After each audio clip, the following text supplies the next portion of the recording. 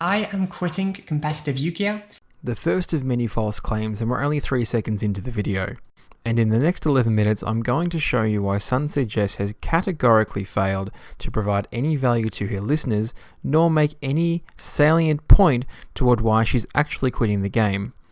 That is to say, if she's really quitting. Now, while I realise that this video has been beaten quite literally to death over the last week and a half, this take is going to be an original one, which other creators have failed to provide. And in the spirit of not flogging this dead horse again, I'm going to use as little of the original clip as possible so that we're only cutting to exactly the points we need to worry about.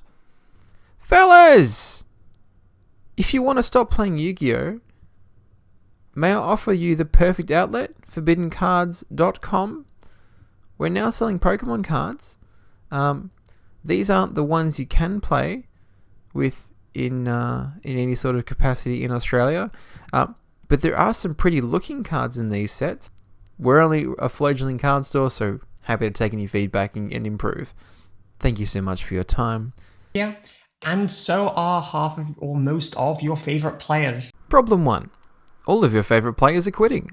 The YouTuber player base has decided to make video after video after video after video. Most of these are just straight up lying to you. Team Sam's video here has pictured Jess, Pack, Nesh and Jesse Cotton. 3 of those people haven't even approached saying that they were quitting the game. All of them said that they're going to continue playing. House of Champs, Yu-Gi-Oh! Pros are quitting. Exactly 1 Yu-Gi-Oh! Pro is quitting.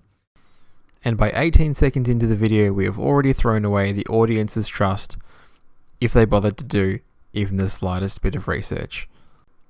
But thankfully, some more trustworthy creators have managed to dissuade this point.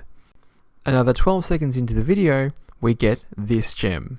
And yeah, I'd like to clarify very quickly. I am still going to be doing content stuff. When I'm back from my little hiatus break, I will be back to doing content, but I will not be attending or competing at events. This is the first real major contradiction we come upon, with a title like I'm quitting competitive Yu-Gi-Oh! To turn around and say that she'd continue making content about it is fairly shallow and just an attention-seeking maneuver. But maybe you and I have different definitions of quitting. I haven't, so this is unscripted, Jess. Problem 2. Going in raw. Going in without a script creates an obvious issue where Jess constantly contradicts herself and completely negates the value of this video. And I think any content creator worth your watch time should be putting in an effort at least writing a couple of dot points on a page in front of you. But now we get to cut to 1 minute 30 where Jess starts talking about card design and its implications on the game. With the way card design is going... Problem 3. What's a card design? I'm not going to attempt to argue about the direction of card design. It doesn't matter whether I agree with it or not. All that matters is this point makes 0 sense. If card design was truly an issue, why did you make it this far? Why did you bother playing any Yu-Gi-Oh! Up until 2024? Surely the Tier 0 Tier Limits format, or Sprite Tier, or Pendulum FTK, surely any one of those events would have knocked you out. The card design argument falls apart rather quickly when you realise that cards have been getting steadily and steadily more powerful with every passing year. To say, well, I don't like some of the more powerful cards is essentially saying, I don't like what Yu-Gi-Oh! Cards are anymore. The card design argument falls on deaf ears for me, because she mentions only the cards that her plant deck has difficulty with. It would be a completely different story if they had nothing to do with her strategy. Jess also goes on to suggest that because of the power level of the newer cards in Infinite Forbidden, that the top players aren't doing as well because there's too much RNG involved. This is perhaps the most egregious point that she tries to make in her video, where she essentially excuses herself for not doing well because the new cards are too good. Because realistically, the only thing that changed between her top at the UK Nationals and the EU WCQ was the release of the Fiendsmith cards in Infinite Forbidden. Problem 4. The format I didn't do well in is bad format. And if Jess hadn't already lost all of her credibility by now, this argument sure takes the cake. A narrative begins emerging at this point in the video, where Jess begins essentially excusing her poor performance at the EWCQ by blaming RNG, the format, and prizing. But at 2:15 we get treated to this wonderful rhetoric. We also noticed the consistency of top players doing well decreased massively. We saw hardly any of our big top players actually in the top cut of that event. My question here is, why does that matter? Why does a top player, in quotations, deserve to top any more than any of the other players of the event? If you have actually watched the gameplay from the EWCQ, I think the people who did qualify for Worlds at that event played very well. Not to mention picked great decks, given the scenario they were put into. Because we have the blanket cards just auto win like Dimensional Shifter.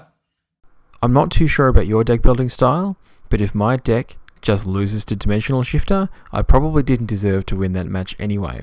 That card is around the format and needs to be respected. RNG dependent, making game more and more RNG dependent, it discourages you from trying as hard, to be honest, or discourages me from trying as hard. So now we have officially established that because of the power level, because things are RNG dependent, and because of cards with lingering effects like Dimension Shifter, Jess decided not to try as hard for this event. If a game is becoming more and more luck-based, and it becomes harder and harder to top consistently, it reduces motivation to play, because you could be the best player ever, but you're less and less likely to do well because... Jess does herself a pretty incredible disservice here. By not articulating what she has issues with in the card design, she fails to get the point across as to why Yu-Gi-Oh! Has become an RNG-based format. She just says that it is, and we're expected to take this at face value. I'm not going to argue for or against whether Yu-Gi-Oh! Is becoming an RNG-based game. I've definitely been guilty of saying Yu-Gi-Oh! Has just become comparing hands, but the better players are able to reduce that variance down to something that they can control, and sometimes you just get unlucky, because you simply can't control every outcome at the table. Jess goes on to talk about the hype and the interest levels at the event after the fact, and I'm just not going to comment on these because I wasn't there, I don't speak to EU players, so really nothing to unpack there or nothing to disprove. All the hype and excitement is gone. Jess feels the need to speak for the entire Yu-Gi-Oh! Community on this matter, because she's got 75,000 subscribers and you don't. And based on what I've heard so far, I would not consider Jess an authority on the matter. But now we get into the good stuff.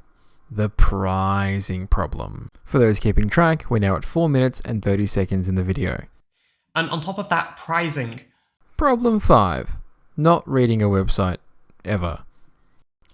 This is by far the easiest argument in this video to dispel, because all of Konami's prizing is printed on their website. I'll show you. If you go to Google and just type in EUWCQ main event prizing, it's there. What are you surprised about? A number of places go to Worlds, a number of places get a prize card. Nintendo Switch systems are still on there. No one's saying the prizing is good, but don't claim you didn't know what the prizing was going to be before the event started. You absolutely did.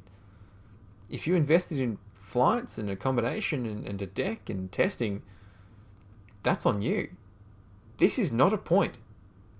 Complaining about the prizing is not a personality trait. We all like to do it.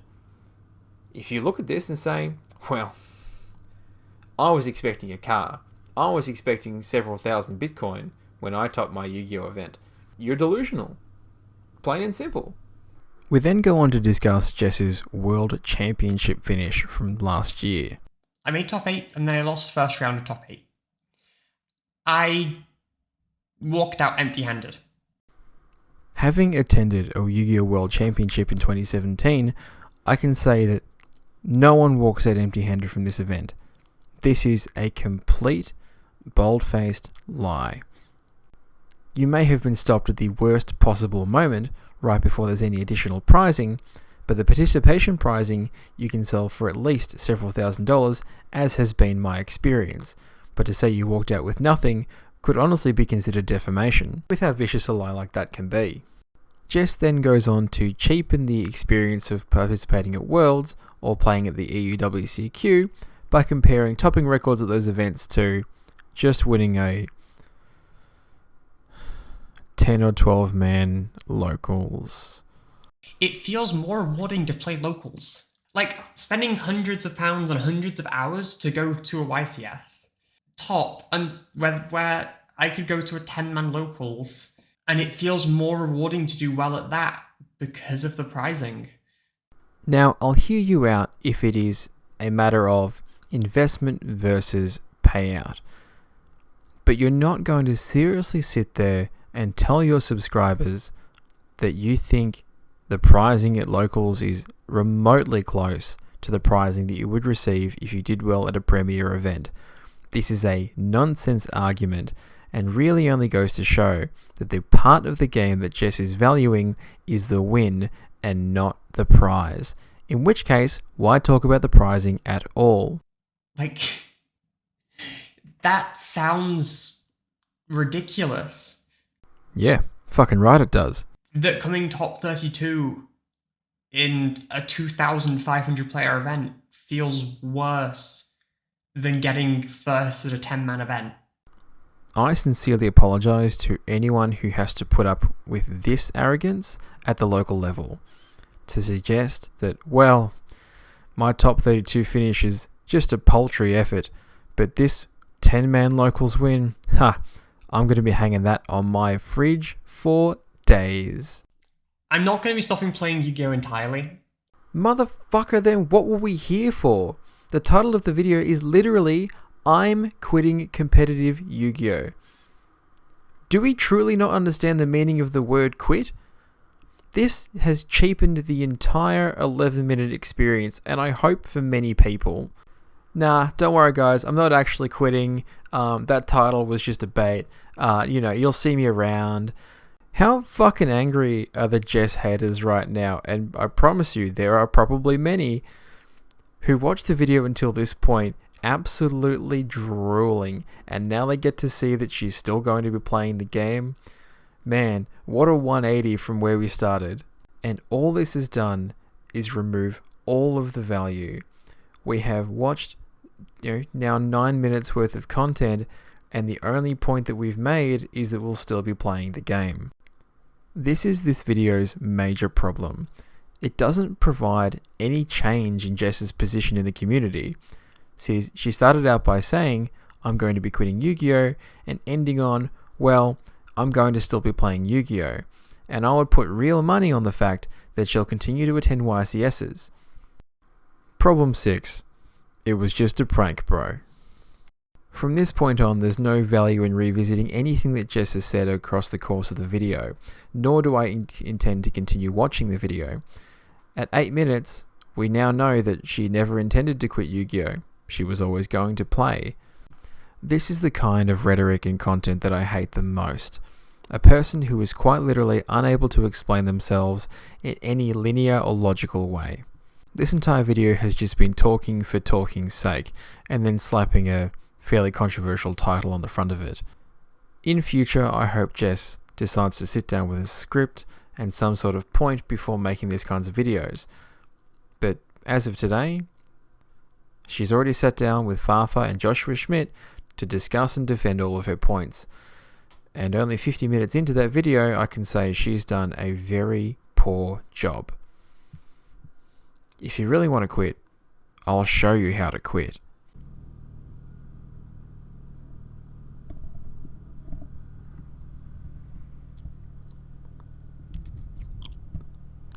Now this is what quitting Yu-Gi-Oh! Looks like.